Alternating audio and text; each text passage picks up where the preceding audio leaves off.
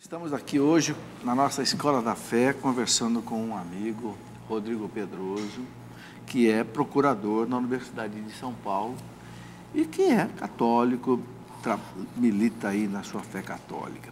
Bem, Rodrigo, vamos colocar mais uma das notícias dessa semana. Está aí. Essa aqui também é uma notícia que dá pano para manga. O livre-arbítrio não existe.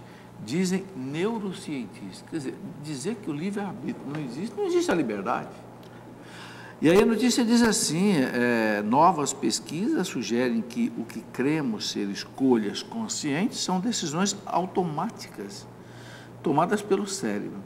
O homem não seria assim mais do que um computador de carne. Quer dizer, um robô. Exato. Agora, neurocientistas, não é estranho isso, Rodrigo? Esse é o tipo de coisa que se o fulano tivesse estudado Aristóteles e São Tomás de Aquino, ele ia ter vergonha de dizer. Por quê? Porque ele está vendo se o homem tem ou não livre-arbítrio pela atividade cerebral do cérebro. Agora, é evidente que pesquisando a atividade cerebral do cérebro, você não vai achar o livre-arbítrio. Que nem um médico do século XIX, que ele dizia, eu não acredito em alma porque eu nunca peguei na ponta do bisturi. A resposta a isso é, mas também sou imbecil. Se você pegasse na ponta do seu bisturi, não era a alma. Que alma é espiritual? Ele já está, exatamente, ela incorpora, ela não ocupa lugar no espaço. Então, fulano defende esse determinismo todo, ele já está dando por pressuposto aquilo que ele quer provar. Isso é um raciocínio enganoso e desonesto que se chama sofisma, que é petição de princípio. Eu supostamente provo que não existe o livre-arbítrio, já colocando algo como princípio que invariavelmente vai dar aquele resultado. Eu já admito. Então, se existir livre-arbítrio, eu tenho que pesquisá-lo pela ressonância magnética. Se não sair na ressonância magnética, não tem livre-arbítrio. Mas é evidente que não vai sair. A mesma coisa que você querer provar a existência de Deus com uma máquina fotográfica. Então, na verdade, o fulano, se estudasse um pouquinho de filosofia, ele ia saber que ele está partindo de princípios errados. Rodrigo, eu vejo aqui algo mais aqui. Eu vejo aqui uma ponta de maldade. Sim. Eu vejo aqui uma ponta de malícia. Ou seja, eu vejo aqui um desejo de querer destruir a fé das pessoas. Porque se não existe a alma, sim, não existe o espiritual, não existe Deus, não existe a religião. Só existe a matéria. Então vai ser todo mundo materialista. Quer dizer, eu vejo isso aí com a maldade.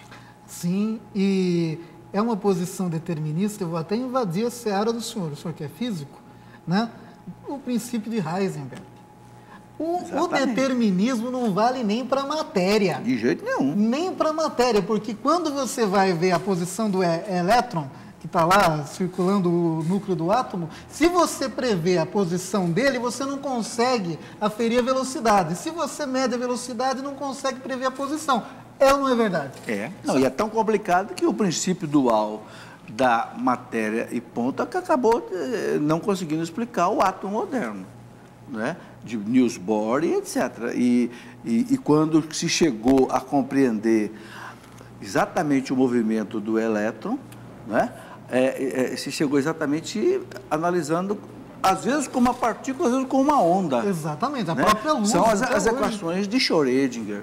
Então, é exatamente isso. Quer dizer, o cara não pode partir de um determinismo para querer explicar as coisas. Não vale. Por isso que eu vejo aqui uma ponta de maldade. Porque o neurocientista, ele sabe disso. Exato. Que ele não pode colocar um determinismo nisso como um ponto final de pesquisa. O método dele nunca vai encontrar o livre-arbítrio.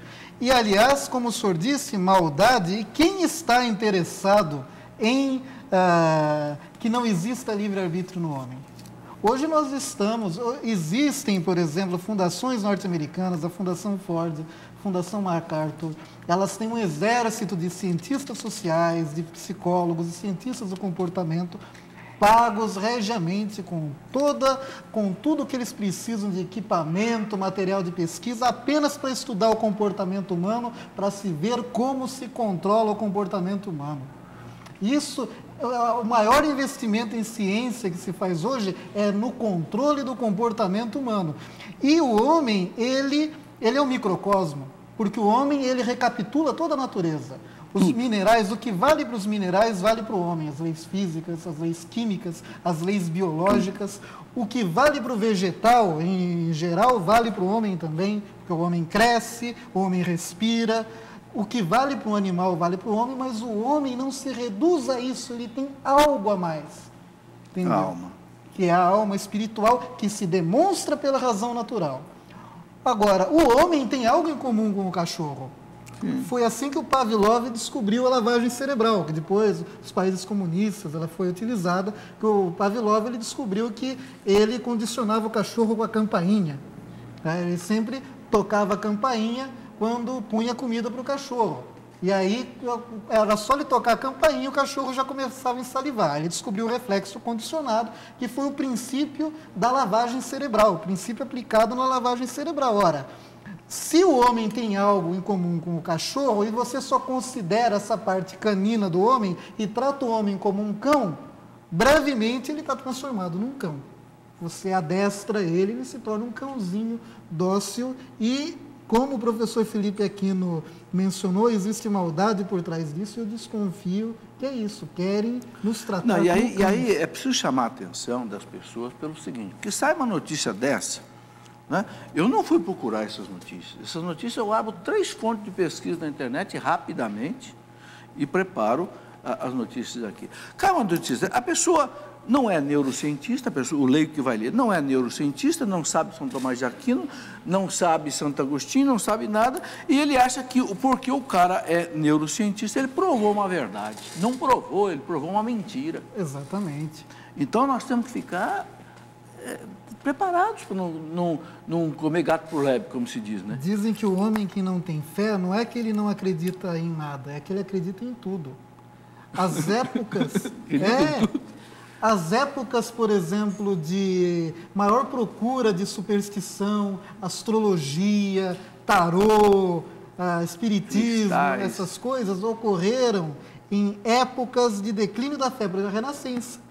A Renascença houve uma expansão dessas coisas do mundo, acreditava em horóscopo. Hoje em dia e hoje está vendo também, né? Hoje que o pessoal é tão científico, o pessoal acredita nessas coisas. E não só nas superstições, mas fazem da própria ciência uma superstição. No julgamento do caso das células-tronco, o ministro Eros Grau, que foi voto vencido, ele lembrou de uma coisa muito interessante, que querem fazer da ciência moderna... Um Deus. Uma nova religião, Deus, e a própria ciência assume, e aqui eu estou do lado de um cientista, que ela não tem verdades absolutas. Toda verdade científica é provisória. Karl Popper. É lógico. Né? Você testa, até agora, os resultados apontam para isso. Até a teoria do Einstein já colocaram em discussão agora, Exatamente. que é possível ultrapassar, a partícula ultrapassar a velocidade da luz, mas acabou de ser desmentida. Sim. Veja que coisa interessante. Isso serve de comparação. Lá no grande acelerador de partícula, lá, o maior do mundo, que agora tem lá na França, na Suíça, fizeram uma experiência. Daí chegaram, não, uma partícula pode ultrapassar a velocidade da luz. O Einstein disse que não pode. Quando eu li aquilo, eu digo, esses caras erraram nessa experiência, mas os maiores físicos do mundo que estão lá no acelerador. No acelerador de partícula. O que saiu essa semana? Essa semana saiu que os caras erraram na experiência. Mas quem leu a notícia lá de trás e não leu a de hoje, ficou com o erro lá de que uma partícula pode ultrapassar a velocidade da luz. Não pode. É a mesma coisa. É a mesma coisa aqui. Recentemente processaram o Papa, acusaram o Papa de conivência com casos de pedofilia, não sei onde, na Cochinchina e tal. Foi feito um escarcéu. E não tinha nada tudo de verdade. quanto é jornal. Recentemente, o advogado que promoveu esse processo foi intimado a apresentar provas. Sabe o que ele fez? Ele desistiu do processo. Os senhores viram isso na televisão? Exatamente. Os senhores viram? Na televisão não sai. Mas, Ricardo, entra aí na conversa. A Ana Luísa Teixeira está perguntando aqui, ó, se é comum, ela perguntando, se é comum dizer-se que no ordenamento jurídico brasileiro, moral e direito não se misturam. Isso é fato? Isso é falso. Se você pegar o Código Civil, ele vai dizer que uma das causas de ilicitude do objeto é ele ser contrário aos bons costumes. Os bons costumes, eles... o que é o bom costume? Mores, costume em latim é mores. É a moral, entendeu?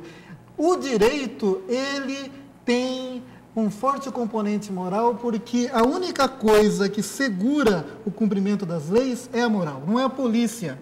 A polícia é a exceção.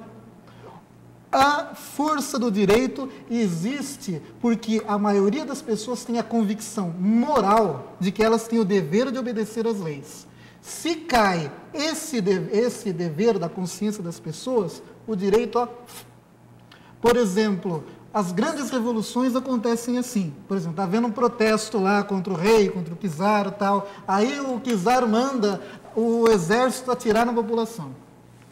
Se o soldado diz, não, isso é ético, moral, eu vou lá e atiro. Agora, se o soldado diz não, ele não tem o direito de fazer isso. E aí não obedece, o que acontece com o governo? Cai. Então, para você ver que o sustentáculo do direito é a moral, porque a moral nada mais é que o desenvolvimento da razão prática, da lei natural, né? E que Santo Tomás de Aquino diz que a lei natural é o reflexo da lei eterna na razão humana, são os primeiros princípios da nossa razão prática. Rodrigo, deixa eu entrar nessa conversa aí, porque acho que hoje o Papa tem insistido muito. Esse Papa é meio parecido com você. Ou você é meio parecido com o Papa, porque os dois são arautos da verdade. Não, esse Papa é o arauto da verdade. Coitado do Papa, espero que ele não processe o senhor agora, porque já falaram tudo do Papa, agora comparar comigo... Você é bom discípulo do Papa, vamos colocar então as coisas no lugar. Eu acho que isso foi o fim da picada agora. Não foi. Você não é, Ricardo, não é um bom discípulo do Papa, você ama a verdade. Então, e o Papa, esse Papa... a tônica dele, nos escritos dele, nas homilias dele, é a verdade. É porque a verdade é que salva e que liberta. Jesus Cristo é a verdade. O parágrafo 851 do Catecismo diz assim, o que salva é a verdade. E o que perde é a mentira. Por isso que o Espírito Santo é o Espírito da verdade, o demônio é o Espírito da mentira. É bem clara a coisa, não é? Agora, o seguinte... Você estava falando aí do direito natural. Tudo isso o Papa se apoia no direito natural. Explica um pouco disso para a gente. Então, a lei natural é importante, porque você como leigo, um padre ele recebe uma formação teológica, sistemática, então ele entende dos dogmas da fé e ele tem uma unção para pregar que um leigo não tem. Agora, a parte boa dos leigos é você defender aquilo que a razão natural pode provar. A razão natural pode demonstrar a existência de Deus. A razão natural ela pode demonstrar a existência da alma espiritual. E a razão natural ela demonstra a lei natural.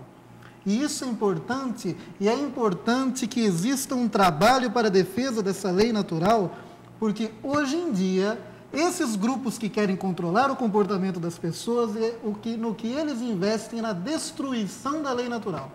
Essas leis... o casamento homossexual, o aborto, eutanásia, essas leis elas visam justamente a fazer com que as pessoas aceitem qualquer tipo de lei. Porque a partir do momento que você aceita que uma mãe tem o direito de matar seu filho, você aceita qualquer coisa. Isso daí, na verdade, eles estão preparando uma tirania. E é preciso que nós, leigos, nos levantemos contra isso e defendamos a lei natural. Porque a gente fala assim, moral católica, moral cristã. Existe mesmo a moral católica, agora tem coisa que não é específico da religião católica. Sim, claro. Por exemplo, algumas coisas você precisa ser católico, aí você não pode impor pela força, não pode impor às pessoas, por exemplo, as virtudes teologais. Crer que Deus é uma única substância, uma única natureza em três pessoas, eu não vou conseguir provar para ninguém. Não tem jeito. Está acima das minhas possibilidades. Que Jesus Cristo era Deus e homem verdadeiro, coisa em que creio, quero morrer crendo, eu também não posso provar. Agora eu posso provar que Deus existe. Eu posso provar que existe uma moral. A moral, por exemplo, das virtudes teologais, fé, esperança e caridade, é uma coisa sobrenatural. Está acima das nossas forças. Porém, os sacramentos também, moral dos sacramentos. Porém, tirando a parte das virtudes teologais e a parte dos sacramentos, a moral católica, na verdade, é moral humana. É a lei natural, é a própria natureza do homem. São as exigências da própria natureza do homem que constituem os 10 mandamentos. Né? A gente pode dizer, então, Rodrigo, que para a moral católica, aquilo que é natural é moral, aquilo que não é natural é imoral? Sim, dependendo do conceito de natureza que se tiver. Porque o materialismo ele tem um conceito de natureza muito baixo. Por exemplo, tem gente que diz que é da natureza do homem mentir. Não, a mentira é a corrupção da natureza humana. Isso é importante o pensamento de Santo Agostinho, que Santo Agostinho ele distinguia entre a natureza humana, que é boa, criada, perfeita por Deus, e a condição humana, que é de miséria. Então, devemos saber distinguir o que é a natureza humana, o que é a condição humana. Aí entra a questão do pecado original. Exatamente. É o que o apóstolo Paulo fala na Epístola aos Romanos. Percebo outra lei nos meus membros. Eu quero o bem, não consigo fazer o bem que quero e faço o mal que não quero. Essa é a principal consequência do pecado original. Essa fraqueza que nós sentimos em nós mesmos de praticar aquilo que nós concordamos que seja o bem. O que é um perigo. Porque dizem que se a gente começa a pensar como...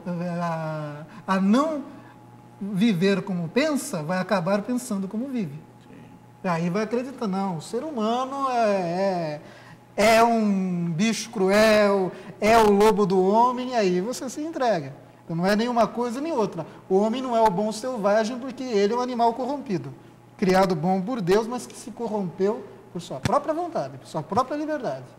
Porém, a natureza dele é boa. E Deus quer... Isso é um tema das músicas que a gente ouve na igreja, a restauração, aquela música do Dunga. Sim. A restauração.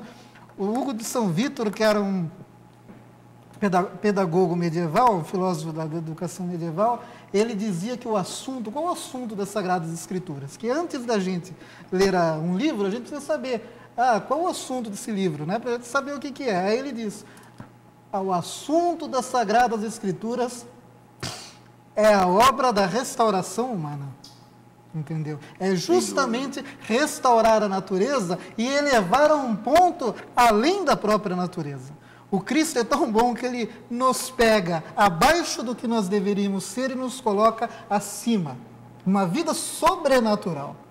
Agora, nesse plano da moral natural, ela é conhecida pelo homem, porque senão tem que falar, eu não posso impor a minha moral a quem não é católico. Mas espera aí, não mentir é da moral católica. Só que é o seguinte, se não mentir só valesse para os católicos, seria um péssimo negócio ser católico. Porque eu vou me sujeitar a um monte de mandamentos. Na verdade, os 10 mandamentos, eles obrigam pela própria natureza a todos os homens. Não são só os católicos que estão proibidos de matar. A proibição de matar vale para todo homem. Por isso que a gente faz um trabalho de defesa da vida e quando vem lá um político dizer eu não sou católico, por isso sou a favor do aborto. O padre Lodi, ele tem uma resposta muito boa para isso.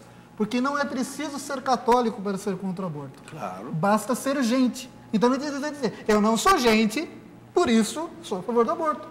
Né? É a única justificativa. Porque para defender o aborto não precisa ser católico.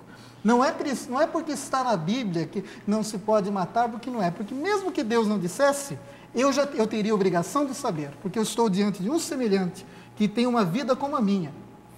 Entendeu? Se pudesse matar, a própria lei não poderia o criminoso? Exatamente, porque o mesmo direito que eu teria de matar o senhor teria de me matar também. É claro. E aí, como é que fica? Claro.